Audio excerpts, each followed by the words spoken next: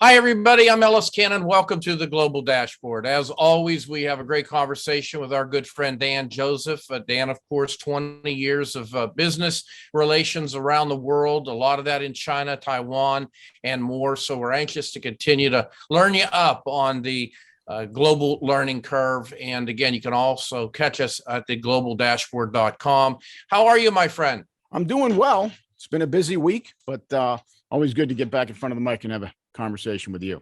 Yeah, thank you. I feel the same way. I tell you what, right off the bat, we have our news dash, of course. Our news dash, we've got China, we've got Afghanistan. We have, of course, growing concerns in the latter regarding humanitarian crisis. That is really amped up. Maybe just a little bit below the fold, so to speak, this week. We've got that on our radar. Also, some interesting immigration trends we want to touch as well. We also, a little bit later, beyond the dash, we want to go into a little bit more detail on Taiwan, increasingly a hotspot for all of us and the U.S.-China rivalry, so to speak. Dan, of course, as I mentioned earlier, lived, worked in China and also Taiwan, so he knows a lot very well. We're going to get back as well to the Global Dashboard Quiz, and that's always hysterical because, well, Dan makes me look bad. So once again, thanks very much for joining us, however you're getting us, including, of course, on Spotify and all the top podcast platforms. So, Dan, let's get started. China will be our number one topic. It appears right off the bat that the Chinese president made some interesting comments this week, President Xi, saying that he was confident in the eventual peaceful reunification of Taiwan. Of course, this comes on the heels of flying what we call sorties, a whole bunch of jets at or near Taiwan, enough to raise a lot of eyebrows. What is more important right now, planes or words? Yeah, I think the planes are more important. It was a nice gesture for Xi to say that. I think perhaps he felt a need to diffuse perceived tensions because they had the sorties they flew 150 planes over 3 or 4 days is really unprecedented. So perhaps he felt the need to take a little bit of the air out of that, which is helpful, but it didn't change anyone's perception. We are, as you said, Taiwan's become a hotspot. We are far more concerned about what China might do there now than we were 5 or 10 years ago.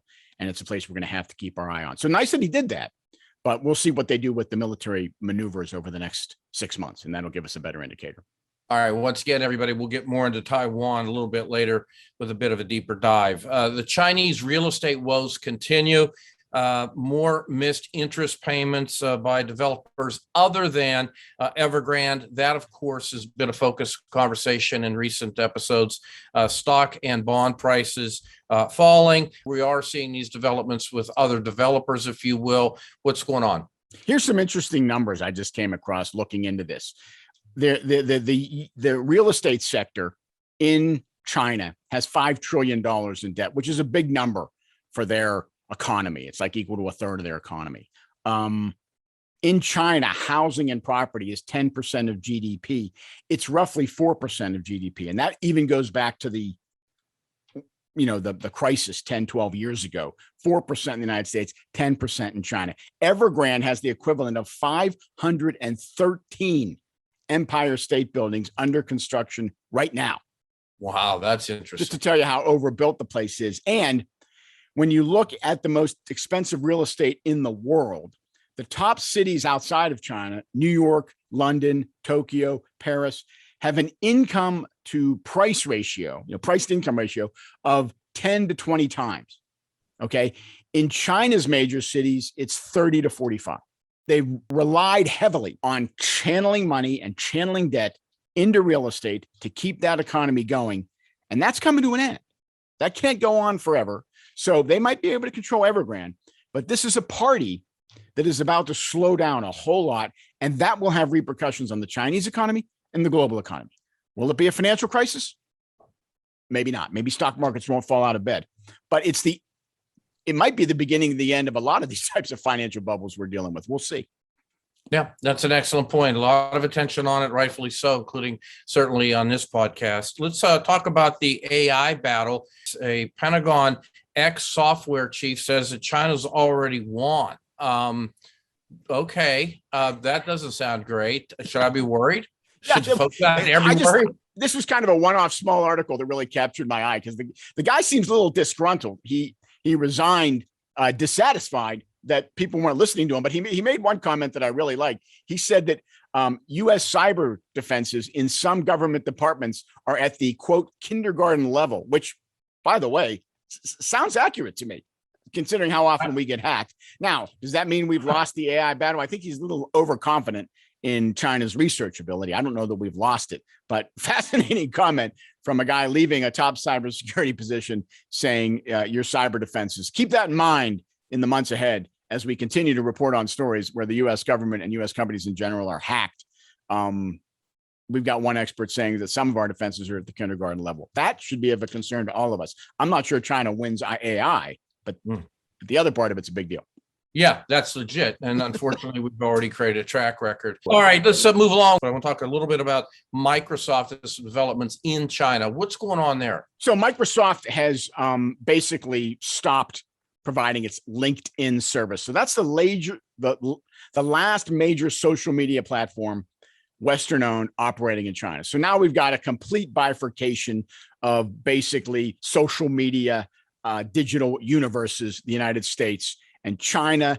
You can see this coming miles away. The regulatory environment in China has made it virtually impossible. If they're not outright banning this, that, and the other thing, they're just making the requirements so stringent. There's no way that a foreign company can meet them without becoming kind of part of the Chinese government apparatus, which is a step, fortunately, most companies won't take. 10 to 15 years ago, I thought this could have been avoided. As I've said many times, China has changed its approach dramatically over the last 5 to 10 years.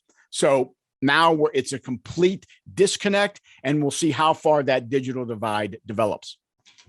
All right, let's talk Afghanistan for a moment. Main news this week, seemingly amping up the concerns of an humanitarian crisis there. Where are we on this? The situation is just getting worse, and very little is being done. More money is being pledged. Very little is trickling through.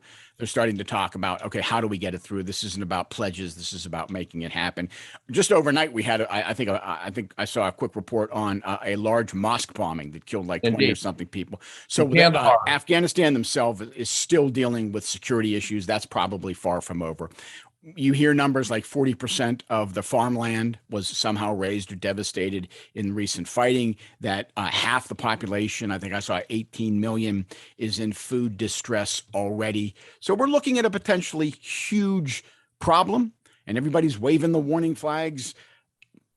We'll see what happens. I think if we end up, we left behind not just chaos, but starvation, it's going to be another blow to our international prestige. I'm not saying it's our responsibility to take care of Afghanistan to the end of time, but I think it's in America's interest, frankly, to not let this get as bad as it looks like it might get. So I hope we're trying to move forward. We got to try to save lives since we left there.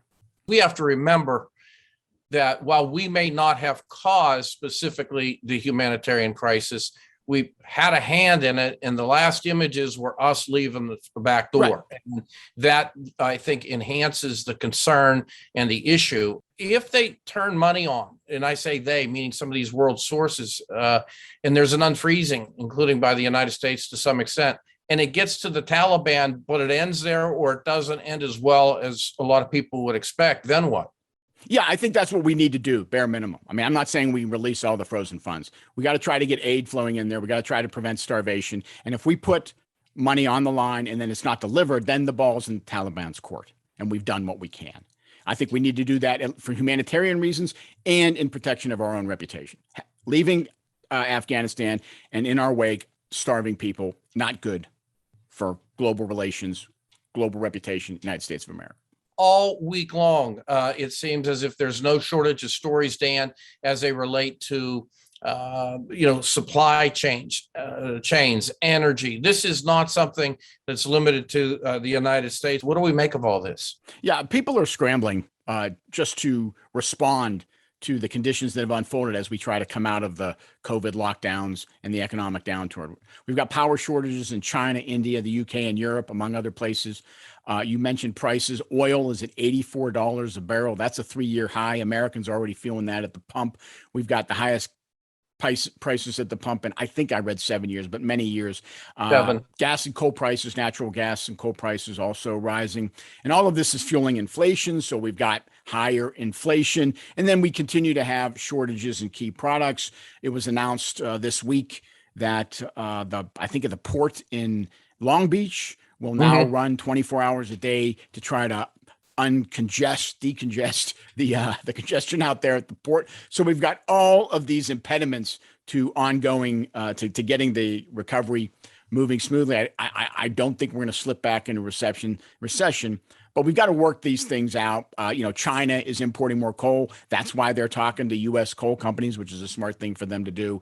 They actually have regulated power prices, which is one of the reasons they have a problem, but they're letting the power plants increase their prices to cover their own costs. So it's going to take a while. The recovery is not going to be as strong as we thought, perhaps over the next 6 to 12 months as all these things work out.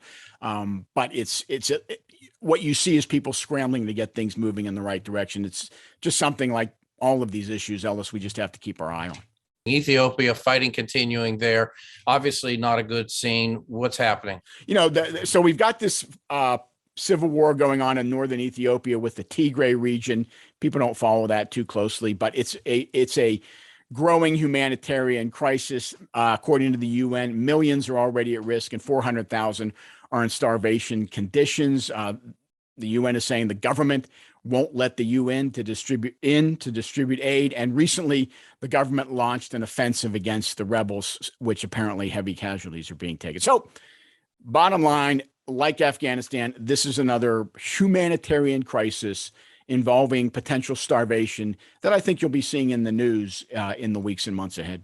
In a region, once again, that could easily be identified as a hotspot worth following Right. here on the global dashboard. So we've talked about COVID in an ancillary way, particularly from an economic standpoint. It seems from a human medical standpoint, as we take the temperature on this date, that it's going in the right direction. Do I have that right? Yeah, I think this is the most consistently positive week of news I've seen since we've been doing this. We've got falling cases all throughout the Americas, North and South. We've got factories coming back online in places like Vietnam and Malaysia as they're over the worst of theirs. We've got places like Indonesia and Thailand opening for tourism. They're ending lockdowns in even places like South Korea and Australia, the places that did really well by closing down and have had low case levels, but then have had trouble fighting Delta. So it seems all the way around, we're on the right path. We'll see if that holds. That's one of the reasons why I say I don't think we're going to slip back into recession. The recovery is going to continue. We got to work these kinks out. But so it's as good a solid set of good news as we've had on COVID since it started, and hopefully that will hold. Hopefully, indeed. Let's talk about debt in the developing world. As we take a look at the entire world, global debt is one of the reasons you and I got together on this because of our concern, hundreds of trillions of dollars. The World Bank today, or just recently, saying that the total indebtedness of the emerging markets rose 12% last year. What we're really going to see coming out of COVID is how the advanced economies are much better prepared, much better structured to bounce back. There's going to be a much longer tail to the hangover for the less developed world. Economic growth, harder to get it back online when you're so commodity dependent and not really industrialized, less societal stability. We've been talking about this since we started this show. I mean, there've been uprisings in Cuba. There's Haiti, there's South Africa. We have every week this last week, there were a couple of terrorist rebel attacks in Nigeria and the Central African Republic. So we see a lot of signs of instability.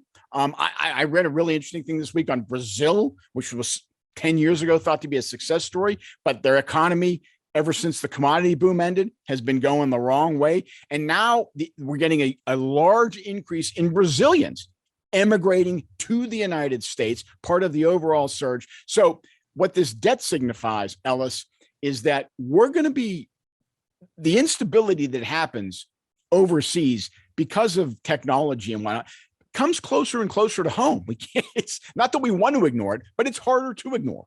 And this is just another sign that there's tough times ahead for the part of the world that is most difficult to manage.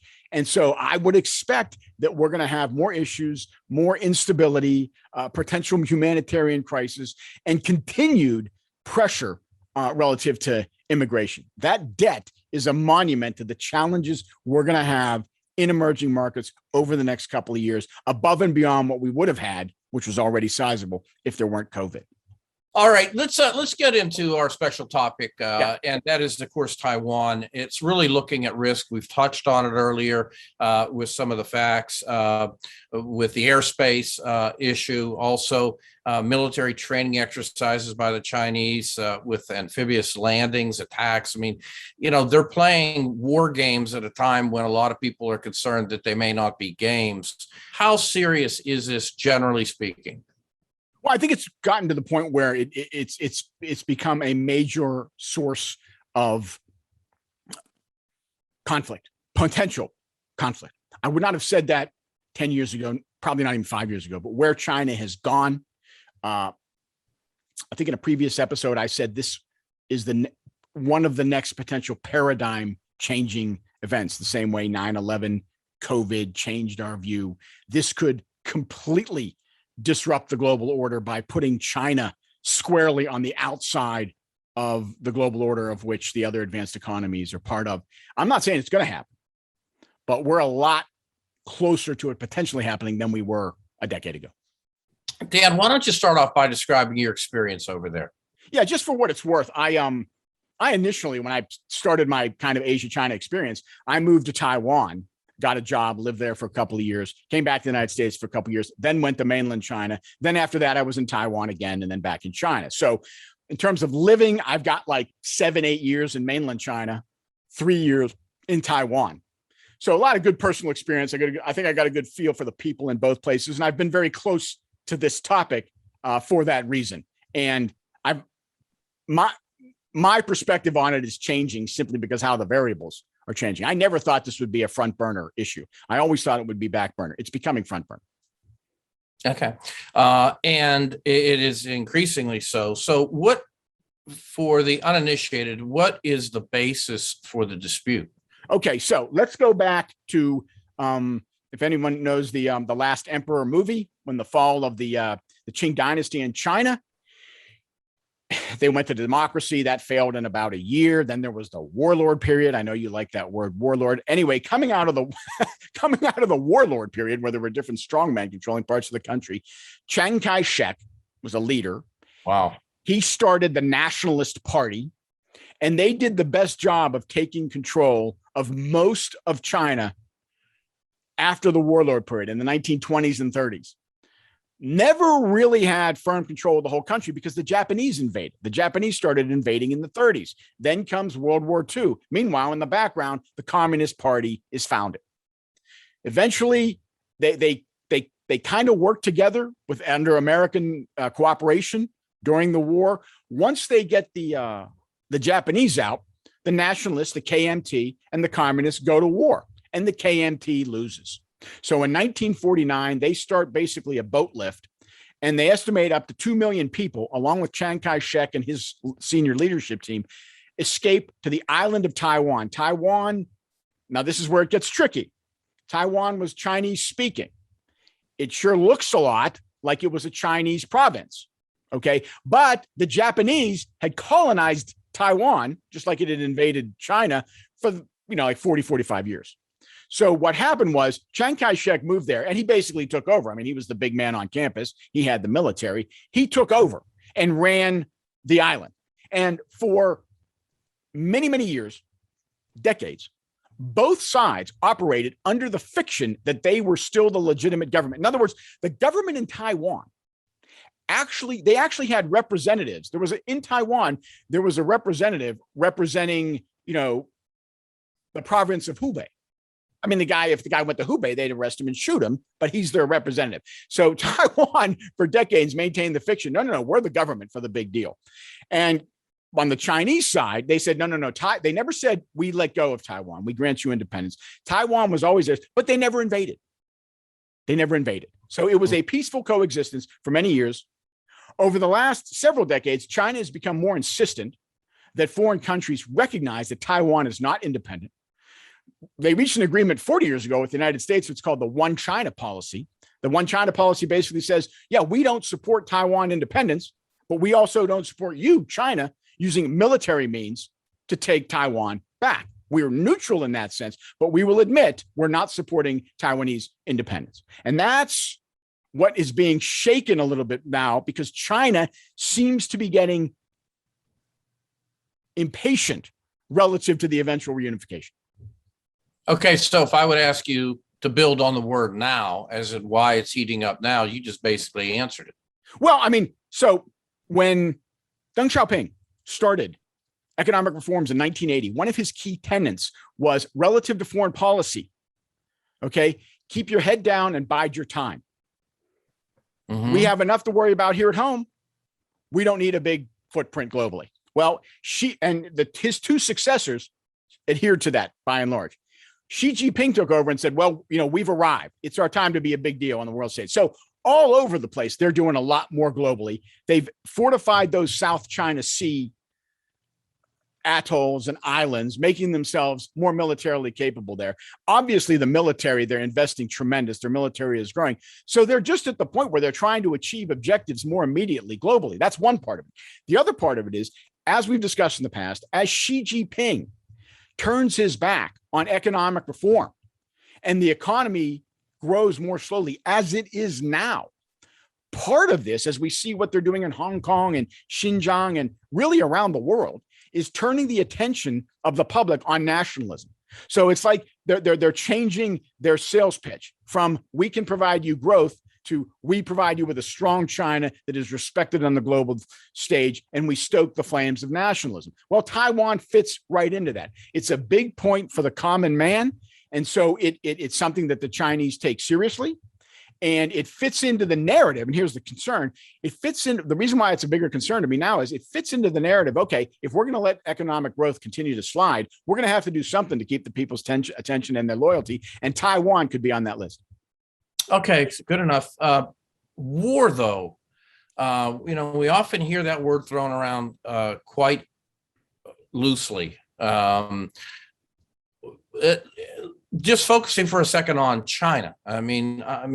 I'm not one that looks at with great anticipation for a military conflict between China and the United States, although you hear that talk here. But I mean, for China to quote unquote go to war relative to Taiwan, I mean, that's the final step. Let me put it to you in these terms, Ellis. China is a big part of our policy in North Korea, right? China has a relationship with North Korea. Right. There's a lot of pressure we would like them to put on them that maybe they're not doing, but they're in a tough position. I will tell you this. I think the Chinese people don't care about North Korea at all. North Korea could fall off the face of the map. People don't, in China, the people don't get up and say, boy, I hope we're standing by our pals in North Korea today. It's not a priority. The government does what it does because it has strategic issues. That's one example. Two, let's say everything China's doing in the South China Sea.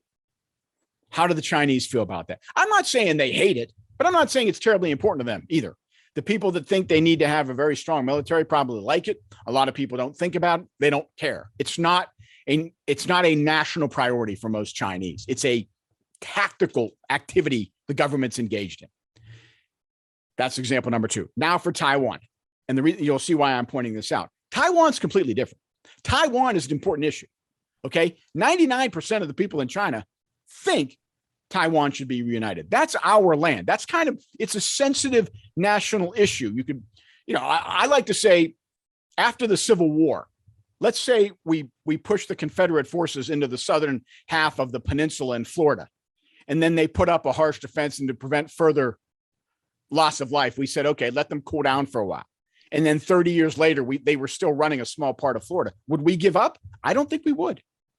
That's how the Chinese view this. You've always been part of us. You're always going to be part of us. So that's part of the reason I think China will go extra lengths on Taiwan. I'm not saying the Chinese people want war, but I think they support this a fair amount.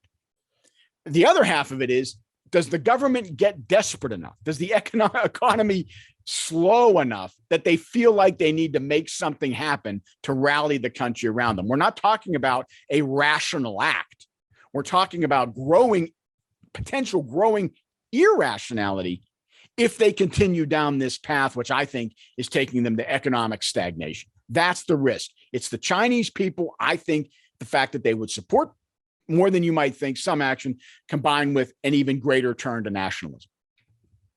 Again, outstanding context, Dan, as it relates to the economic regression or stagnation. I mean, it's everywhere. I mean, I'm looking right now, China's economic reckoning, the price of failed reforms, basically over the course of the week. I'm not sure that you can't pick up any major publication in the United States without a reference to China, concern about economy on their domestic end.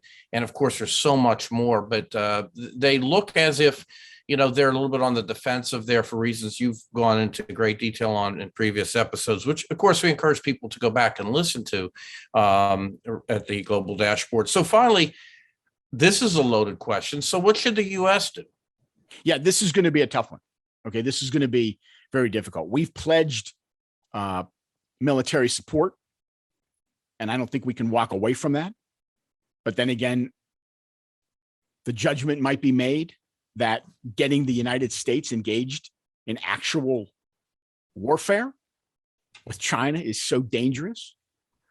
But I don't think. See, let me stake out my position this way. Some people have the opinion that, we shouldn't do business with China at all because they're not democratic. Listen, they're going to need to become democratic and more liberal minded at their own pace. And this relates to our discussion about Afghanistan, selling democracy. The fact of the matter is, it is economic development that leads to democracy. So to save the Chinese common man from the lack of democracy by not doing business with China makes no sense. I would never advocate that. That's number one. Number two, what about some of the things they're doing in Hong Kong and Xinjiang, which are a little bit more heinous, particularly in Xinjiang? Well, I'm a little more sympathetic to the idea that, let's disengage economically. But the fact is, that's not going to change their position. And there's a lot of cost to that. And it is the economic engagement and growth that is the most effective lever for change over there. So I wouldn't advocate it there. Now we go to Taiwan. Well, we can't get pushed around on every issue. Okay, this would be a big deal. This would be the use of military force and killing civilians, probably, in an attempt to squash democracy. I mean, yes, you're claiming you're just reclaiming your territory, but we know what you're going to do. Okay, and at some point, we're not going to do business with you because we don't like you and we want to teach you a lesson. Stuff only goes so far. But I do think it applies to going to war and squashing really an exemplary case of development and freedom and liberty, which is Taiwan. So I think what we'd have to do at the bare minimum is execute a very broad economic distancing. And it can't just be us. It'd have to be us, Europe, Japan, all the biggies. And I mean, really start to shut down our economic and isolate them economically in a way, by the way, that would be not just painful to them, but painful to us. You had mentioned Hong Kong. I had said right before the show that there was a piece that just came out relative to Hong Kong's population falling and enough to be noteworthy. And you had mentioned that's really not a good thing for Taiwan in the sense that it's seen as a reason for Taiwan concern. Can you get into that real quick? It's a love-hate relationship. Taiwan owes China a lot because they do a lot of business in China and they're very helpful for Taiwanese growth. But on the other hand, the more powerful China comes, the more they fear what could happen if China pushed for unification. So for many years, China really did not do anything to dramatically change life in Hong Kong, right? Not too much, a little bit here and there. Basically, Hong Kong continued. When it got to the point to implement even further democratic practices there, what Hong Kong wanted to do, the Chinese drew the line in the sand and then started dismantling the democratic aspects to the Hong Kong system of governance. Okay. Mm-hmm. Such to the point, as you mentioned, people in Hong Kong now want to leave because it's become a very different place. Not quite yet just another Chinese city, but more like that. Okay. Mm-hmm. So if you're Taiwanese, if anyone in Taiwan was going to argue, listen, even if the Chinese took over, I'm sure they'd let us keep doing this, that, and the other thing. Well, now look at what does Hong Kong do? No, they won't. They didn't let Hong Kong do that. Why would they let us? So Hong Kong really, sends a loud message to the Taiwanese. You need to be worried about this. Americans will ask the question, what are we doing going to war with China? And right, particularly over Taiwan. They're not going to be. That's one of the reasons why I think the response is going to have to require, try to avoid war as much as possible, but still have a strong response somewhere else, maybe the economics. But here's how I would frame it. Okay. China's actions, particularly over the last 5 years or so, they don't sit well with anyone in the developed world. I mean, as I like to say, opposing China's anti-democratic moves is something that, your American Southern evangelical right-wing Republican would do, and so would your left-leaning yellow jacket wearing Frenchman. I mean, it's the one thing they could agree on. It's both sides of the aisle. China has been standing up and saying, we don't buy any of this democracy stuff. We're going to treat your rights any way we want. Nobody likes it.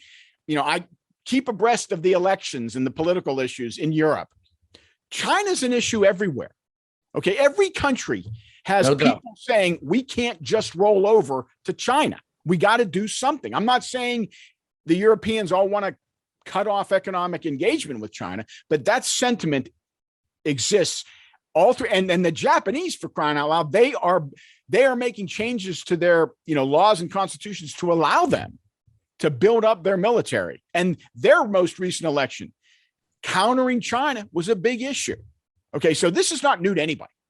I actually think that we can get consensus around the idea that if China crosses certain lines, something has to be done. We can't just let them have their way. And I think Taiwan's going to be one of those issues. So yes, the American people will say, why the heck are we going to war? But I do think there will be somewhat of a global consensus that something has to be done if China launches an invasion. And believe me, Japan and South Korea will be at the forefront of this, because they need China invading parts of the Pacific Rim like they need a hole in their head. Okay, they're going to be demanding that we act some way or another, and I think America will have to get behind it. All right, Dan, I guess this is test time. Yeah, right. Let's do it. That sinister smile about you, and I want to roll up in a few. Well, I mean, I tried to make it thematic. Yeah, you do, but it usually turns into abusive. So go right ahead, and I'll do my best. Okay. Taiwan Semiconductor Manufacturing Company, it's the third largest chip maker in the world by volume, has a market capitalization of more than $500 billion and is central to the current chip shortage. So people are talking about it. It's probably Taiwan's leading company. It's a global leader. What market share of high-end advanced processors does the Taiwan Semiconductor Manufacturing Company have? 30%, 50%, 70%, or 90%? I'm going to say 30. 90. Wow. This company is the leading chip provider to Apple, by the way, which that's got to be a big business. And they are really years out ahead of anybody else, apparently. I mean, the Chinese can't catch them, and we don't really have any company that operates in their space. So it's kind of interesting. Just one of the reasons. 90%. I mean, see, I'm not good at math. 90% is only 10% short of all of it. Well, apparently they've got 50% of the made to order custom manufacturing for people like Apple and the computer companies and all that. That 50% is already big, but at the high end with the most advanced stuff, they're really dominant. Just interesting. Taiwanese company. It's kind of funny. So that raises the debate. Does that make China more or less likely to want to invade to capture that company? Wow. I'm not sure that would work because they're building, by the way, they're working on building a manufacturing facility here in the United States just to diversify their locations. Good.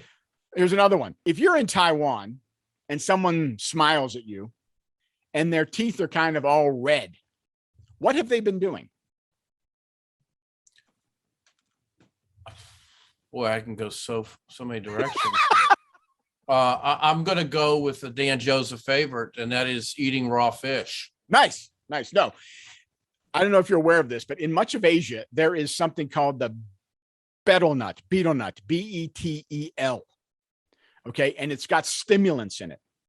So they take these nuts and they cut them open and they chew them like tobacco. And it has a red, literally it's like tobacco. You chew it and spit. When I lived in Taiwan, now this is 20 plus years ago, they were everywhere. Every road construction guy, every blue collar worker had a red mouth. It was like chewing tobacco here, but apparently it's even worse because it's all over your teeth. People have this red in their mouth. It's called the betel nut. And if you ever go to Asia, you'll see it. So is this a play off the great American cinnamon product Beetlejuice? I like that. That's very clever. Very good. Yeah, maybe it should be. Okay, our last question. Contribution of the day. Go ahead. In Chinese culture, the turtle represents which of the following? Wisdom, patience, or longevity?